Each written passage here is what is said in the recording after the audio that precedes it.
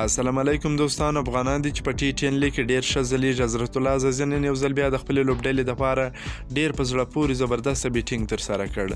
نوموړي د خپلې لوبډلې دپاره شپږ شپېته ناسوځېدلې منډې هم جوړې کړلې. افغانان دي چې په T10 لیګ کې تر ټولو ډېرې منډې دوی جوړې کړې دي.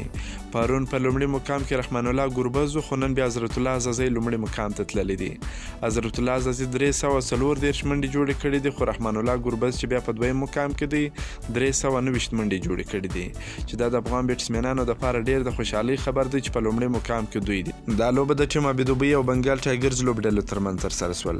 بنګال لومړی توپخانه ترسره کړل. په ټاکل سوو 10 اورونو کې د 4 لوبغاړو په سوځېدو سره 101 منډه جوړه کړل، چې حضرت الله عزازي 4 شپږیزې او 5 څلوریزو پر مټ په 30 بالونو باندې 15 منډې جوړې کړلې، چې د ټورنمنټ تر ټولو غوره بیټسمن دی، تر ټولو زیاتې منډې جوړې کړې دي. ټیم ابيدوبي لوبډلې سره نن وین الحق نه و، یاد هدف یې په 6.5 اورونو کې د 3 لوبغاړو په سوځېدو سره پوره کړ. دا لوبه یې په 7 ویکټو وګټله.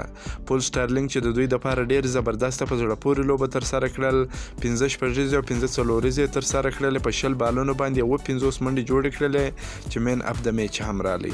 یعنې ډېره زیاته خوندوره لوبه یې ترسره کړل، چې خپلې لوبډلې ته یې لوبه هم وګټل. د دې لوبې نه مخکې چې کومه لوبه ترسره سول، د نجیب الله زدران او رحمان الله ګربز لوبډلو ترمنځ ترسره سول. نجیب الله زدران د خپلې لوبډلې دپاره 4 منډې ترسره کړې اوټ سو، او رحمان الله ګربز بیا د خپلې لوبډلې دپاره 19 منډې ترسره کړې اوټ سو. او په ذوالحق فاروقي دپاره نن ډېره خرابه ورځ و، په 2 اورونو کې 140 منډې ورکړلې، چې نن یې ډېر زیات وټکوي. او اوس چې کومه لوبه شروع ده، په دې لوبه کې هم رحمان الله ګربز په 0 اوټ سو. نوره لوبه روانه ده. که مو دا ویډیو خوښه سوي، ویډیو در سره لایک کړئ. که په دې چینل کې نوي یاست، د چینل هم در سره سبسکرایب کړئ. دا نور تازه معلوماتو لپاره هم زموږ سره اوسئ. تر بلې ویډیو پورې د الله په امان.